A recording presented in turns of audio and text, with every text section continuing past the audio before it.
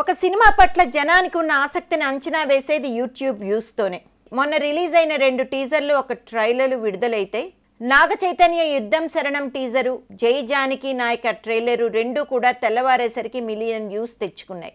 వీటికంటే ముందే లాంచ్ అయిన సాయి ధరమ్ తేజ్ జవాన్ టీజర్కి మాత్రం 1/2 మిలియన్ వ్యూస్ ఇంకా రాలేదు. దీన్ని బట్టి ఈ 3 సినిమాల్లో జవాన్కే క్రేజ్ తక్కువ అని అర్థమవుతోంది.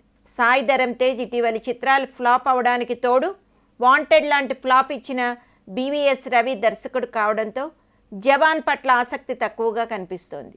వ్యూస్ ఎక్కువ రాకపోయినప్పటికీ టీజర్ అయితే ప్రామిసింగ్గానే ఉంది. సాయి ధరమ్ తేజ్ రెగ్యులర్గా చేసే కమర్షియల్ సినిమాల మధ్య దేశభక్తి ప్రధానమైన ఈ చిత్రం టీజర్ కొత్తగా అనిపిస్తోంది. రొటీన్ నుంచి బ్రేక్ కోరుకుంటున్న సాయి ధరమ్ తేజ్కి జవాన్తో అది లభిస్తుందో లేదో తెలియదు, కానీ టీజర్ చూస్తే మాత్రం ఆ లక్షణాలు ఉన్నాయి. టీజర్కి వచ్చిన వ్యూస్ని బట్టి సినిమాపై ఆసక్తి తక్కువగా ఉందనేది గుర్తించి సినిమా రిలీజ్ అయ్యేలోగా హైప్ బిల్డ్ చేసుకుంటే ఫలితం ఉంటుంది.